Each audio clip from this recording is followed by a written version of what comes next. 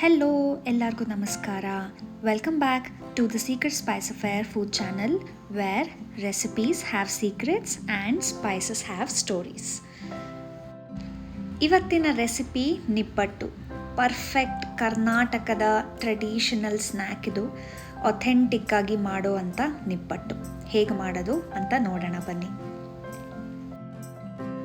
ಒಂದು ಬಾಣಲೆ ತಗೊಂಡು ಅದಕ್ಕೆ ಕಡಲೆ ಬೀಜನ ಹಾಕಿ ಚೆನ್ನಾಗಿ ಹುರ್ಕೋಬೇಕು. ಇಲ್ಲಿ ನಾನು 1 ಕಪ್ ಕಡಲೆ ಬೀಜನ ತೊಗೊಂಡಿದ್ದೀನಿ. ನಿಮಗೆ ಜಾಸ್ತಿ ಕ್ವಾಂಟಿಟಿ ಬೇಕು ಅಂತಂದರೆ ಖಂಡಿತ ಜಾಸ್ತಿ ಹಾಕೋಬೋದು. ಈ ಕಡಲೆ ಬೀಜನ ಚೆನ್ನಾಗಿ ಹುರಿದ ಮೇಲೆ ಅದರದ್ದು ಸಿಪ್ಪೆ ತೆಗಿಬೇಕು.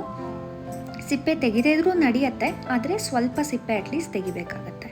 ಸೊ ಸಿಪ್ಪೆ ತೆಗೆದಿರೋದನ್ನು ಈ ಥರ ಒಂದು ಮಿಕ್ಸಿ ಜಾರ್ಗೆ ಹಾಕ್ಕೊಳ್ಳೋಣ. ಇದೇ ಮಿಕ್ಸಿ ಜಾರ್ಗೆ ಪುಟಾಣಿ ಪುಡಿ ಅಂದರೆ ಕಡಲೆ, ಸೇಮ್ 1 ಕಪ್ ಕಡಲೆ ಬೀಜಕ್ಕೆ 1 ಕಪ್ ಕಡಲೆನ ನಾನಿಲ್ಲಿ ತೊಗೊಂಡಿದ್ದೀನಿ.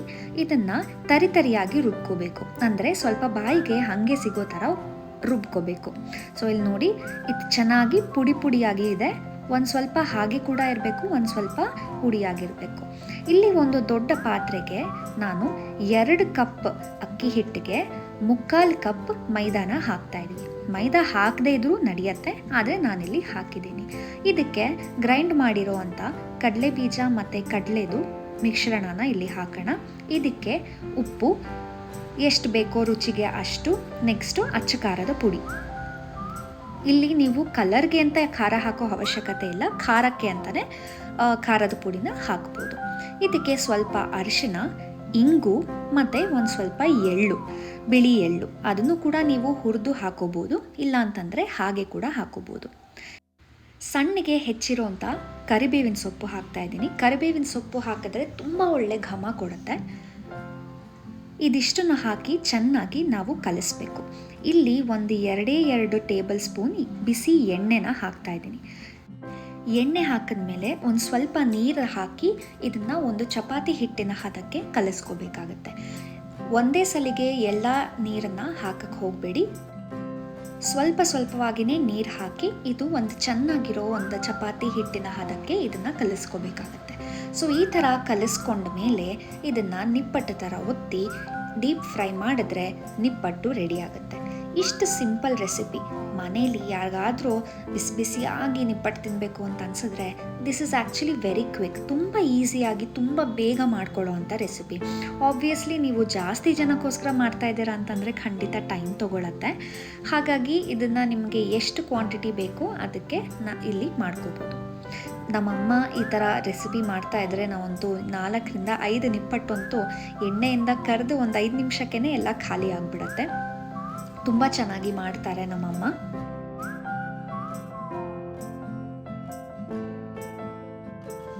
ನೋಡಿ ಇಲ್ಲಿ ಎಷ್ಟು ಚೆನ್ನಾಗಿ ಕಲಿಸ್ಕೋಬೇಕು ಅಂತಂದರೆ ಸ್ವಲ್ಪವಾಗಿ ನೀರು ಹಾಕಿ ಇದನ್ನು ಚೆನ್ನಾಗಿ ಕಲಿಸ್ಕೋಬೇಕು.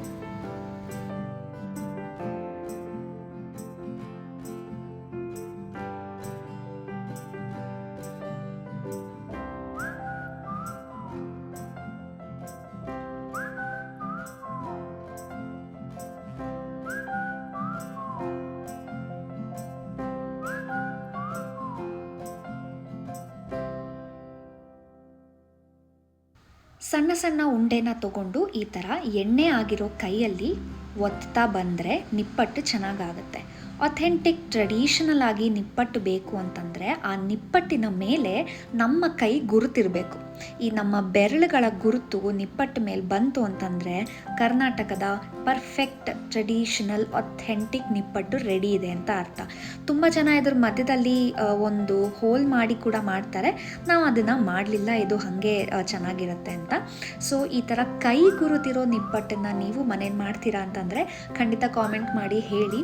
ತುಂಬ ಜನ ಡಿಫ್ರೆಂಟಾಗಿ ಮಾಡ್ತಾರೆ, ಆದರೆ ಇದು ನಮ್ಮ ಮನೇಲಿ ಮಾಡೋ ಅಂಥ ಒಂದು ಟ್ರೆಡಿಷನಲ್. ಇದು ನಮ್ಮ ಅಜ್ಜಿ ನಮ್ಮಮ್ಮಂಗೆ ಹೇಳ್ಕೊಟ್ಟಿದ್ದು, ನಮ್ಮಮ್ಮನಿಂದ ನೋಡಿ ನಾನು ಇದನ್ನು ಕಲ್ತಿದ್ದೀನಿ.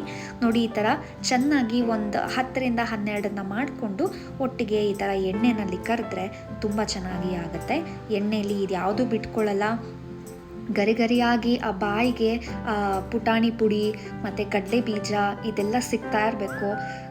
ಖಾರವಾಗಿ ಬಿಸಿಯಾಗಿ ಕಾಫಿ ಅಥವಾ ಟೀ ಜೊತೆಗೆ ಪರ್ಫೆಕ್ಟ್ ಆಗಿರುತ್ತೆ. ಇದನ್ನು ದೀಪಾವಳಿ ಅಥವಾ ಗಣೇಶ ಗೌರಿ ಹಬ್ಬ ಅಥವಾ ದಸರಾಗೆ ಮಾಡಿಕೊಂಡು ಮನೇಲಿ ತಿನ್ನಿ, ಅಥವಾ ಸುಮ್ಮನೆ ಸಂಜೆ ಬೇಜಾರಾಗ್ತಾ ಇದೆ ತಿನ್ನೋಣ ಅಂತ ಕೂಡ ತಿನ್ನಿ.